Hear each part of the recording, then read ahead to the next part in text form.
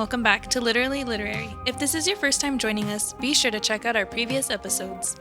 This episode, we are beginning our discussion on A Ballad of Love and Glory by Reyna Grande. In this episode, we will be discussing an overview of the novel and part 1.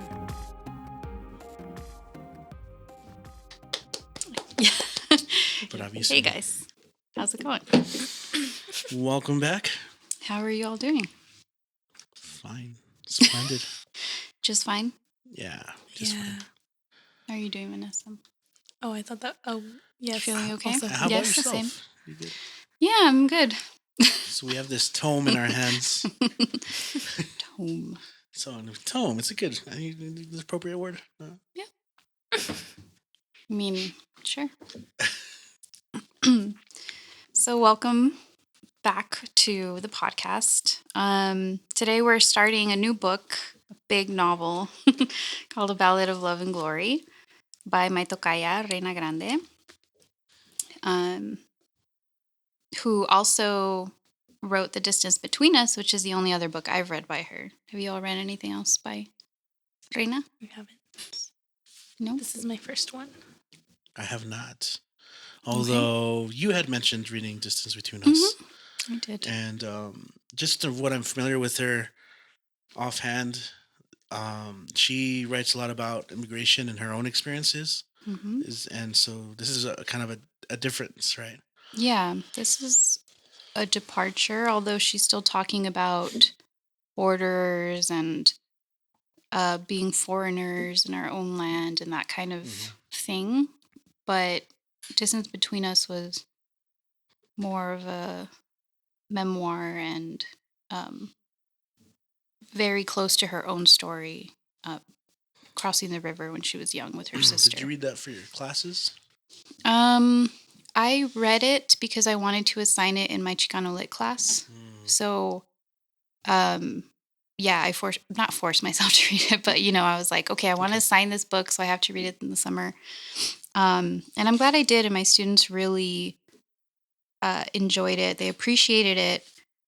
Enjoyed in the sense that, it was something that they're like, wow, this is talking about the borderland, and it's talking about my parents' experience or my grandparents' experience or, things they could relate to.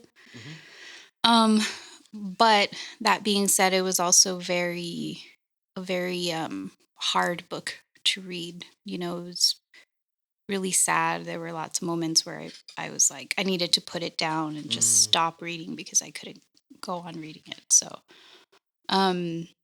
yeah, this book has definitely, even though we've just read part 1, it's a departure. Even though we're seeing a lot of the same themes and stuff. But I think because of the genre and because of when it takes place historically, I think we already feel like detached from this one as opposed to The Distance Between Us. At least that's how I felt. So, well, before we even start getting into the book, I wanted to thank the publisher, Atria Books. Is that how you would pronounce it? Or I would have said the same. Atria sounds pretty cool too. Atria Books for sending us advanced reader copies for the podcast. We really, truly appreciate that. Her book just came out on the 15th, though, so it is officially out, and you can order it and you can read it with us. So I just wanted to get that out of the way. And Atria is a imprint of Simon and Schuster. I do want to mention that there is a really nice coverage on the Simon and Schuster website of the book.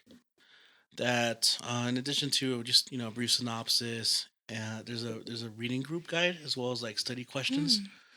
So if you are thinking about implementing in the classroom in any way, there are some good questions to, I think, provide to, or if you have a book club. We haven't really addressed that part in this podcast, but definitely lots of people have book clubs, and I think since we're looking at Texas and the history of Mexico and its relation to Texas, it'd be worth reading, you know. And so, if you're a book club reading that likes historical fiction or is interested in reading about it, I think it is an interesting topic. So, uh, Historical fiction good and questions. romance. Right. So, I don't know if you want to get into that right Mm. away.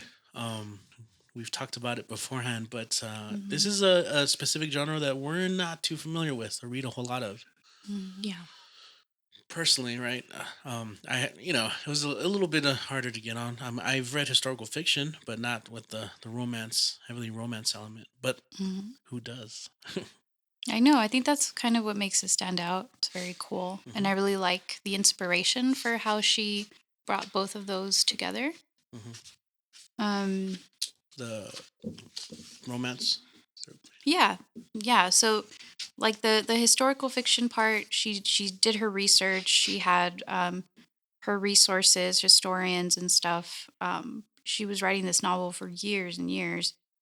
Hmm. I want to say like round 6 or 7 or something like that. Yeah, I remember reading that too. Um, so that she wanted to write about, and she touches on that in her letter to the reader in the beginning of this book, where it was kind of like something that I think a lot of us have in common. We're like, well, I didn't learn about that until I was in college, or I didn't read any Black authors until this, or, like Hmm. you aren't exposed to a lot of things in the canon or in the curriculum that our schools have Right. for us, right? It's And just if we did, like, it was like a brief footnote. yeah. And unless we were interested and did our own research, looked into it, went to the library, like that was it. That's all we got. Yeah, Um, I remember yeah. reading about the San Patricio rebellion and all that, but it was very brief. It wasn't as well documented. Hmm. So it's really cool to read it from this perspective, and Hmm. later on in life too, just kind of knowing a lot more too about the history of the U.S. and this area. Um, One of the things you mentioned in the letter that I think I really appreciate from Reina Grande is that she's trying to have us think about currently. There's a lot of anti-immigration rhetoric on Hmm.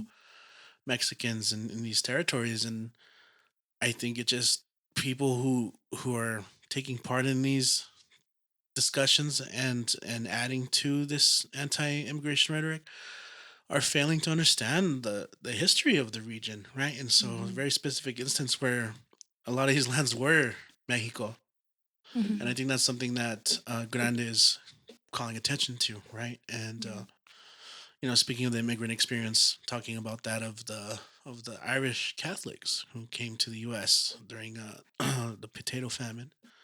Hmm. Just another story of immigrants being treated poorly, right? Mm. Yeah. Trying to find a better life. Yeah. What were we So talking this is an about? advanced review copy, the RC. Yes. I found some errors, by the way. Then you guys, when you were reading, I was like, Yeah, found one. I know. I find those in like already published books too, and that Yes. upsets me so much because I'm like, really, people? Like, how many people read this and didn't catch that typo? You know? Mm. Oh, so talking about book clubs, Mhm. um, and like usually the paperbacks are the ones that have like the questions in the back or whatever. Right. I just noticed that um, Sabrina and Corina, which I'm teaching for my Chicano lit class, has some of those questions, like specific to stories, and then other non-specific, like questions about like Chicano Thematic. literature or Okay. yeah, stuff like that, Uh, which is really cool. And I do appreciate that you bring up book clubs because I think they're so important. And just like talking about books on Mm. a podcast, like we need it.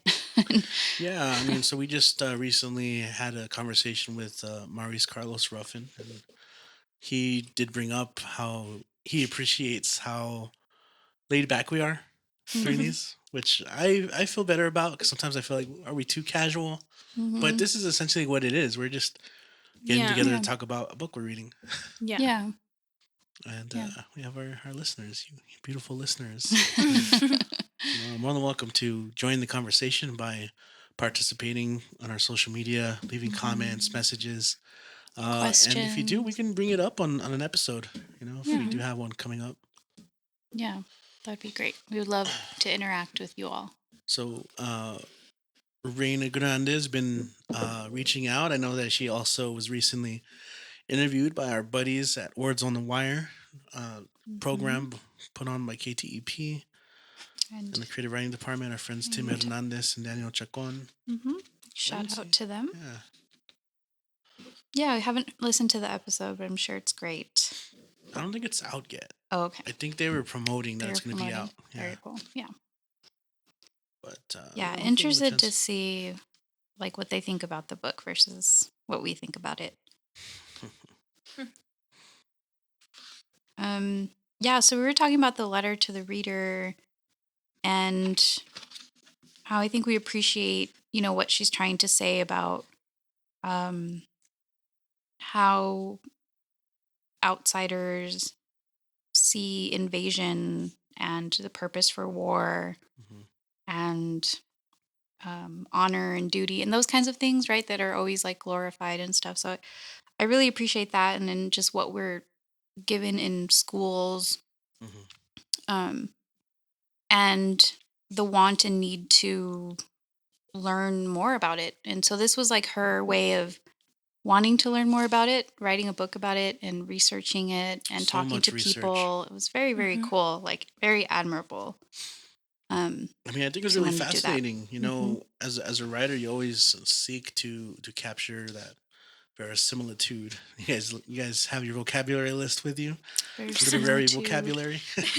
But I remember reading how Grande did so much research on even just wanting to capture the truthfulness of the Irish dialogue and Yeah. the way they talk. And so she read letters and accounts and Hmm. books and consulted a Diaries. historian. And it's funny, this interview I was reading from the Los Angeles Times, it got to a point where someone had commented that her Irish sounds more Irish than her Mexican sounds Mexican. Oh my gosh. So I'm like, oh wow, so she really put her work into it, is what I'm saying. Yeah. Hmm. It's funny how they would say that. I mean, you don't have to compare the two, but okay. Um But yeah, that's really cool. I mean, I was kind of taken aback by that because, I'm like, what's the Irish tongue that they keep talking about? And Did have to look stuff up too. hmm I'm like it is very cool. la chata or I don't know how they say it. I have to look it up. Yeah, Uh, I don't know either. I'm not gonna Can we try. get some Irishmen to please chime in and let us know how to Like pronounce? in my mind, I read it in kind of like the Irish dialect of what I know of it Hmm. from Hollywood. But Yeah, TV or I movies, wouldn't I sure. wouldn't dare to try and reproduce it. No, please don't. No, so unless you subscribe to Oh, Patriot. our Patreon, Which doesn't exist yet, but it's a long running joke for yes, content outside of I the show. know. I know. We need to stop. But maybe one day it'll be a reality. Who knows? Well, we were talking about the genre, right? You had commented on that too, right? Did I? As a historical fiction romance. Um, Yeah, like for your classes, have you had to read Your any historical familiarity with it, yeah. fiction or for Not pleasure? historical fiction. I read a lot of stuff that was written during the same times, Hmm. I think. Which was 1846 I want to say yeah. is when the Expansion of story the takes U.S. place. Hmm. Yeah. Um, I think it's interesting in comparison to like a lot of the other stuff that we've read. Because we have like a lot of what resulted from this same war is kind of like what we've focused on in our readings in past books. Like people who, I guess, whose families and ancestors were affected by the war. Intergenerational. Yeah. Yeah. So it's interesting to read something based on this war, and also especially because it is focused on the Irish battalion rather than like Mexican people, I guess. Mhm. Like from their perspective of Yeah, a little bit of both. So, yeah. Richie was talking a little bit about the um, inspiration behind the character of Jimena, Mm. which is the Mexican side, right? And This is Jimena before the show. Nana Hortensia, right? Pre-show, sorry. Um, and those characters also in the letter that Grande gives us in the beginning, she's saying how, it's just from a tiny little poem that she got this character inspiration for Jimena. But yet she's like the richest character in the novel. Um, and we've seen a bit of her so far, and I really am enjoying her character because she's Mexican, because she has like this curandera Mm-hmm. background, and she has her grandmother. Like there's that matriarchy aspect of it. Um, and I really like the way that her chapters are written, very beautifully written. Um, so I am enjoying her character a lot, but I don't know, Rich, if you want to talk a little bit about that poem that inspired Right. her Well, character. I mean, so this goes back to the letter at the very beginning of our copy, and we'll see. I mean, maybe next time I'm at Barnes and Noble, I'll go and pick up a copy and see what's stuck around for the final. Because Yeah. it'd be great if this letter stuck there. I mean, I don't see why they would take it out, but Yeah. Yeah. I love that she details the whole process. Honestly, from the fact that really, this all sparked from a reading she did of another of her works, and someone from the audience had asked her if she'd heard about the San Patricio Rebellion, and of course that piqued her interest and led to research, and through that she started writing about Riley first and this whole experience. But it wasn't till coming across the John Greenleaf Whittier poem Mm-hmm. that she really finds her character in Jimena that she wants to explore further, because this is all that exists. But she grows so much again from her own background, and she talks about this, bringing her own grandmother into it, and Grande talks about this, including aspects of her grandmother and her family in her other writing, Grandismo and like the healer, and because of this, even though she's added later on, becomes such a huge linchpin to the entire story, and of course the romance, right?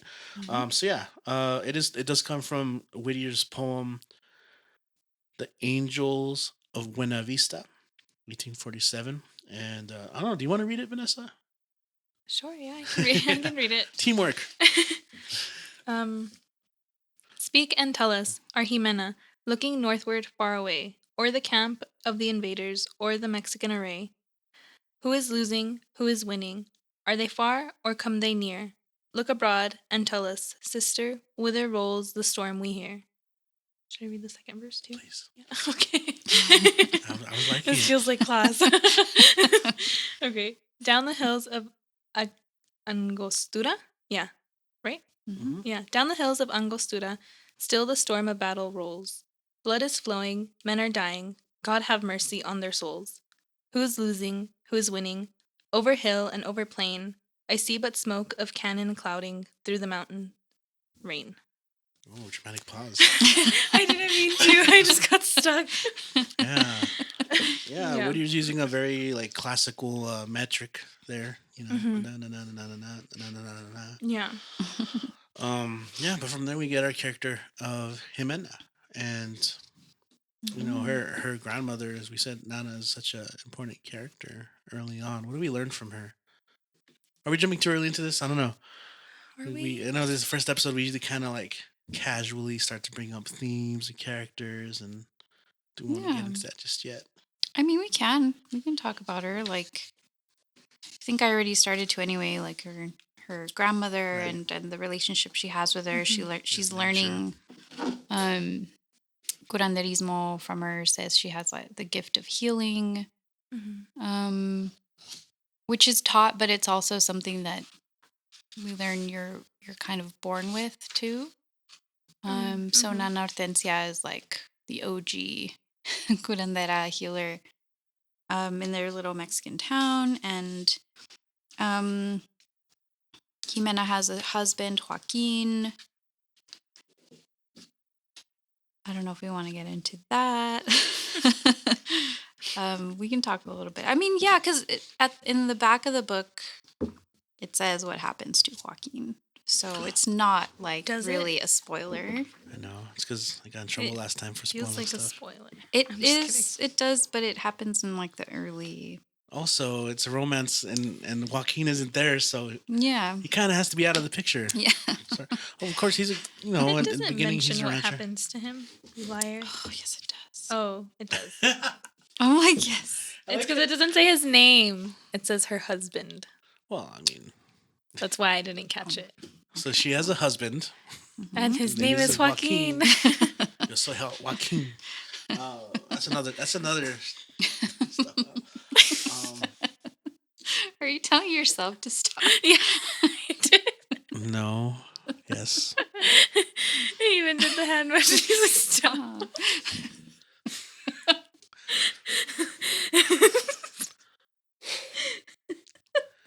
Laugh break. This is a laugh break. Okay. Yeah.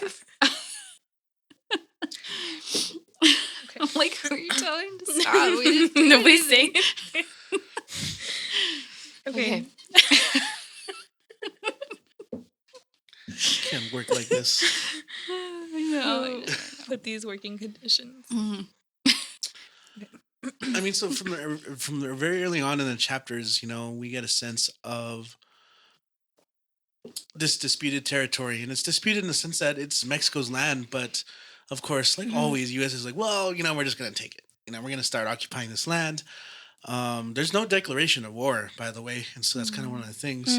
And so up until that point, Joaquin makes sure to stay kind of neutral for the most part, right? That is, of course, until they've had enough of them invading the land. So, Jimena had not known him too long, I think, right?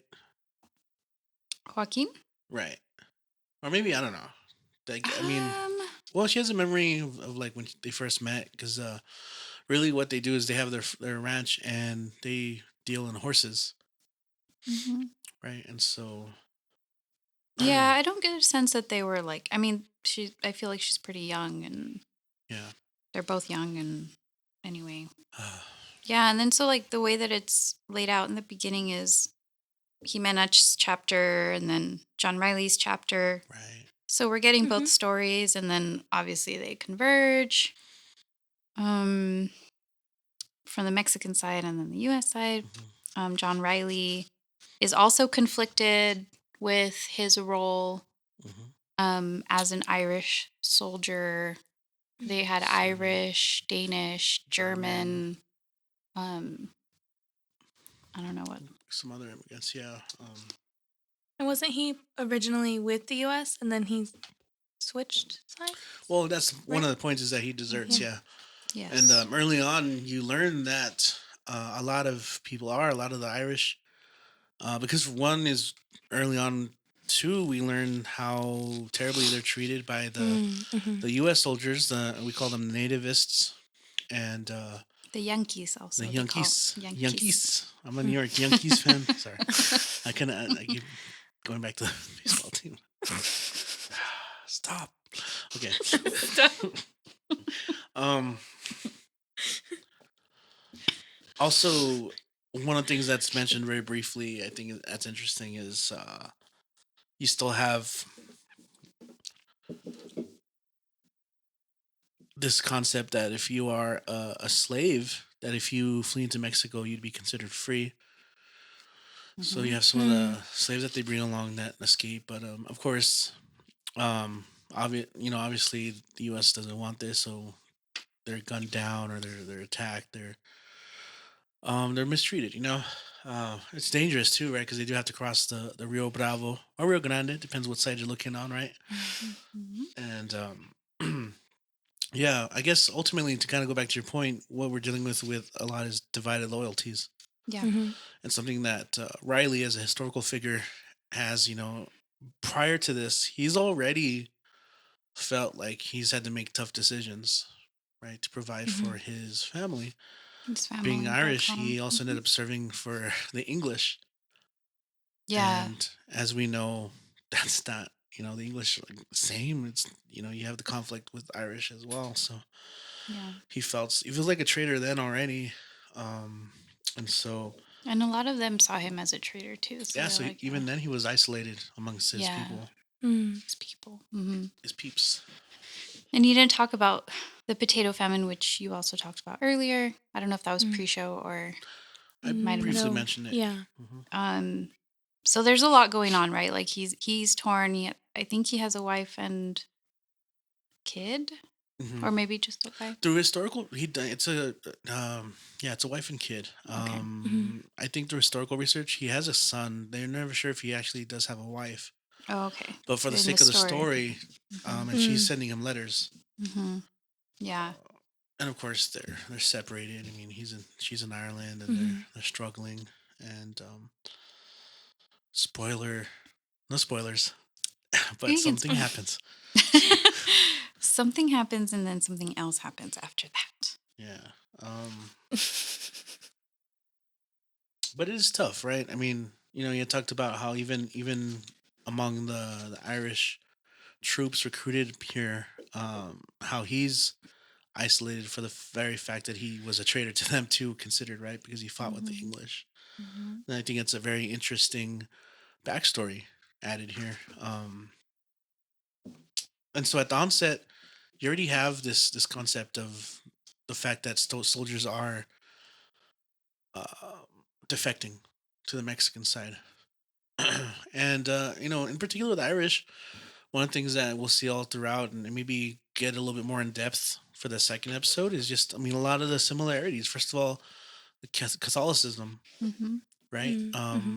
I feel like bells, right, or a lot of church bells are like Mm. very assembled through, and it is something that unites very on. Riley's big on his faith, and he's always questioning his choices and his decisions.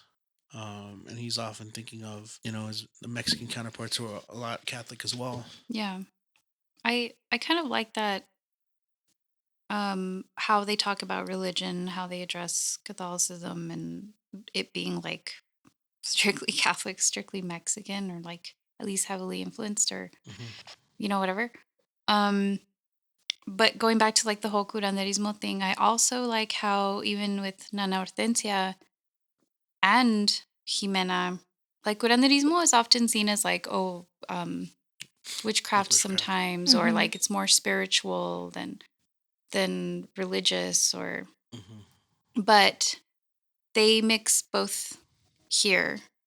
These characters do in the novel, so I really enjoy that because they're like doing limpias for like Mm-hmm. sustos and stuff, Hmm. and different kind of healing rituals.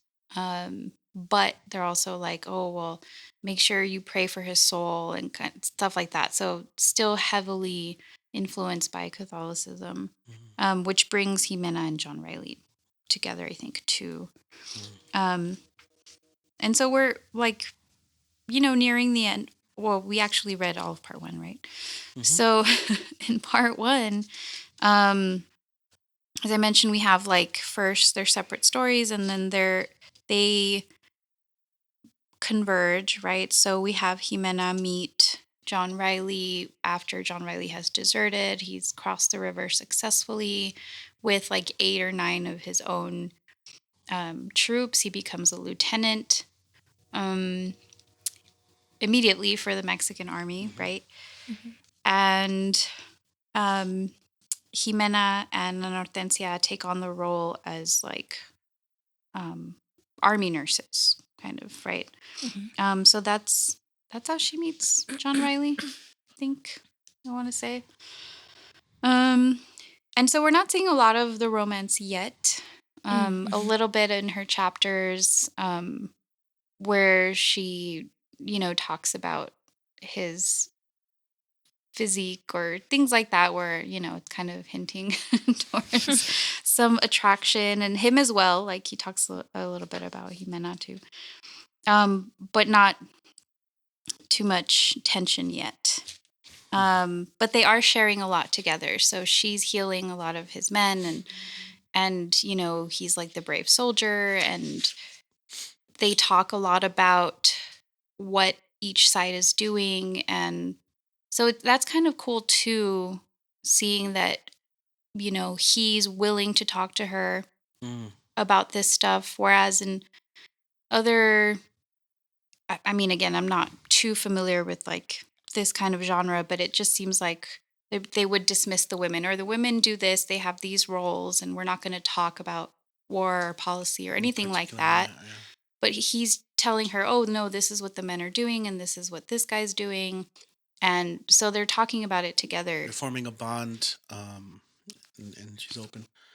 Yeah, so you talked about the genre, and we're not too familiar with romance as a genre, but I know Oh, you were yeah. texting Donna. Do you want to mention a Yes, I little want bit to give about a that shout and the out tropes? to Turn the page. Turn the Page ink reader.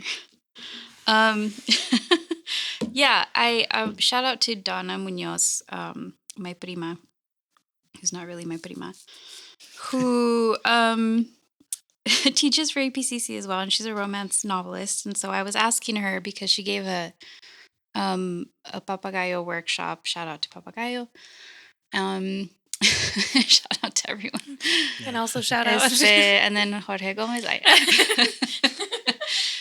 But Hey, it's his birthday today. no, it is his birthday. Happy birthday, Jorge.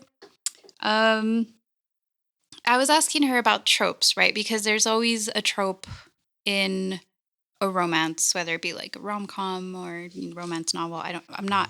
I was thinking rom-coms because that's what I'm familiar with, not romance novels. And so I was asking her, what are the different types of tropes in which these two strangers come together. And so she sent me a bunch.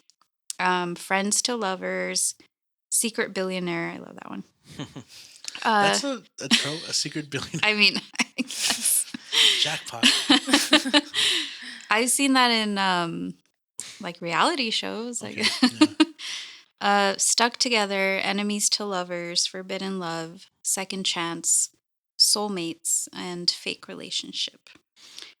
So we were thinking or talking about this pre-show, how maybe friends to lovers, enemies to lovers, second chance, these three tropes, at least for how much we've learned about both of these characters. I think those can apply. And then we'll see later if Yeah. that's. I mean, it seems like that's where it's heading. They each already have their lovers. Their spouses, and Mm-hmm. kind of takes tragedy to lead them to other places first. But it does seem like they're forming a bond first and foremost, which brings us to like the friends to lovers trope. Enemies, of course, because they're on different sides at first. Mm-hmm. And then the second chance. Hey, second chance to love. Yeah. For Jimena particularly, but Yeah. yeah, I think that's really cool. It's helping us also to learn a little bit more about the romance genre and see what else, Reyna Grande does with the novel and with these characters. I'm liking it so far. I'm really digging like how much I'm learning about the Mexican American War. That again, I haven't really read up on in I don't know how many years. I never, not that I didn't have an interest in it, but I just read about it and I was like, okay, I think that's all I need to know about this, but there's all these really cool stories that unless people do the research like she's doing, even though this is historical fiction, she's doing other stuff with it.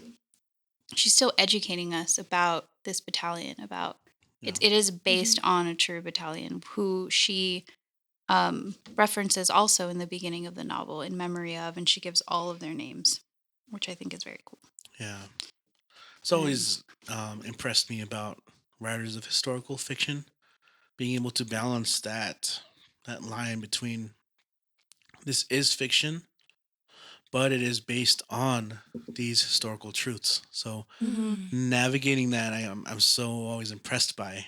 I feel like I would just like start getting too fictional, and and Sway. But I think she's doing a great job so far. It is very fascinating to read about this moment Mm. of time and this particular conflict as well, especially through the stories of Jimena and Riley, who is again an actual figure, Mhm. whereas Jimena is fictionalized more and given life from the Whittier poem and Grande's own experiences. Right. Right on. We have two more parts to go over too. I know. They're pretty lengthy. It took a while, and we were talking about this pre-show. It took a while to kind of get into the story. I think a lot of it was for me because of how much history was in it, and it was hard to follow. Yeah.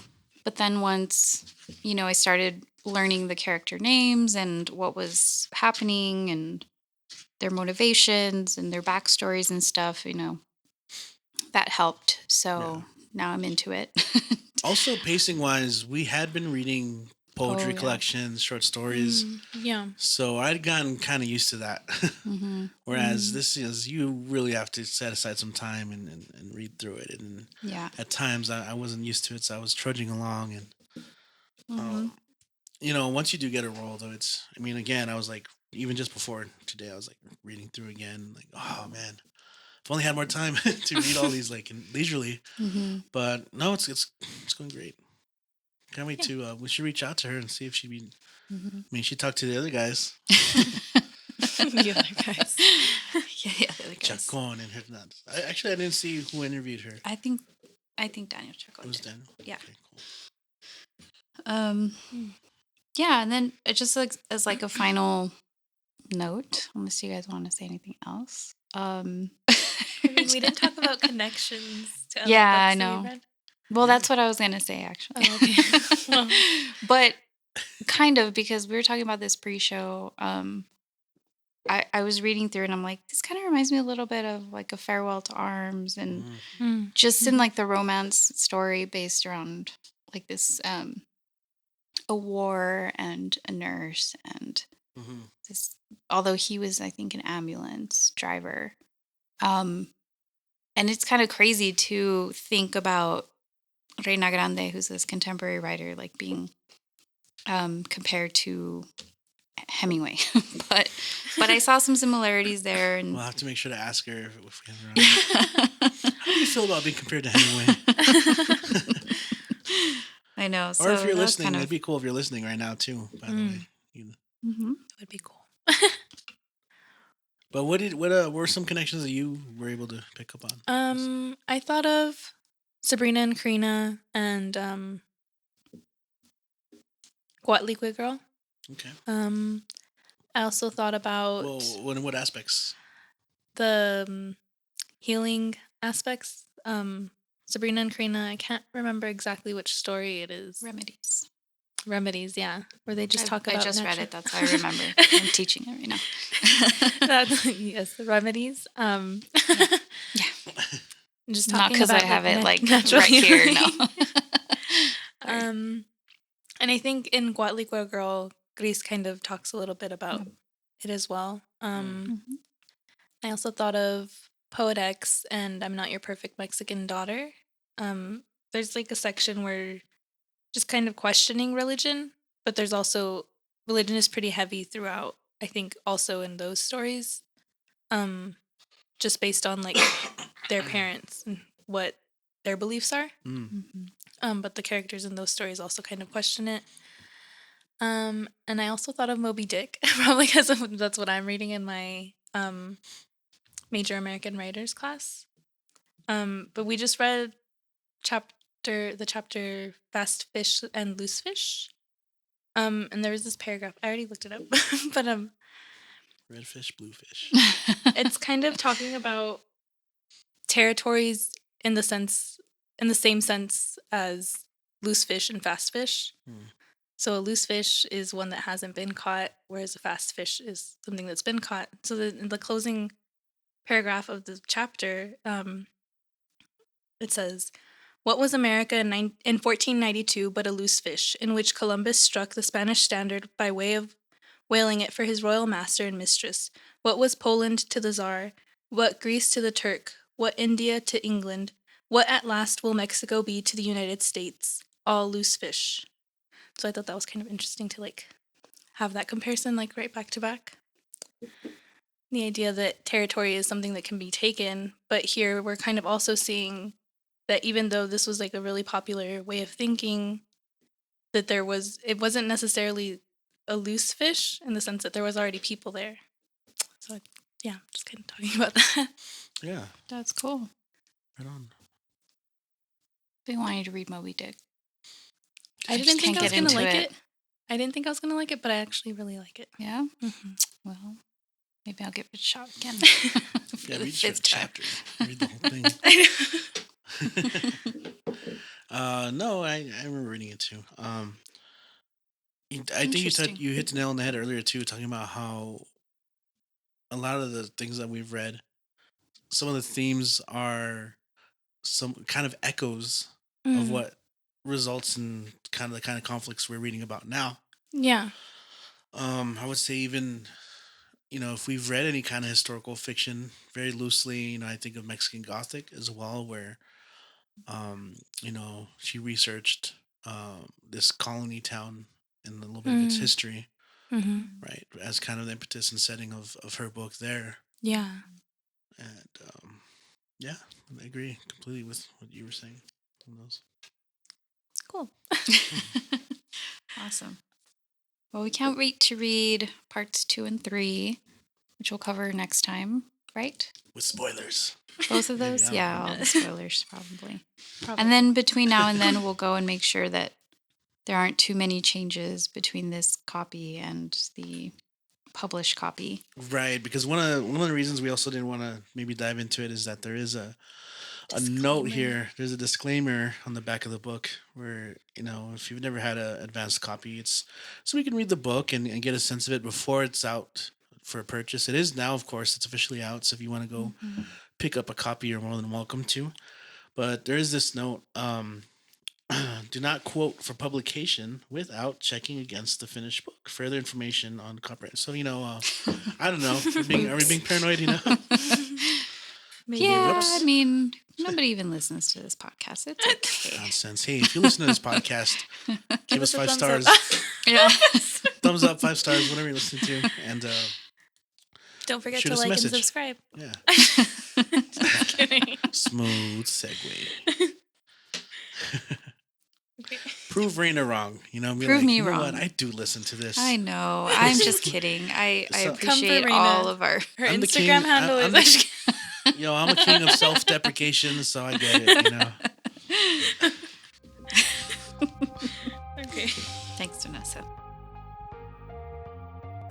Thanks for joining us on this episode of Literally Literary, recorded at Power at the Pass, brought to you by Border Senses.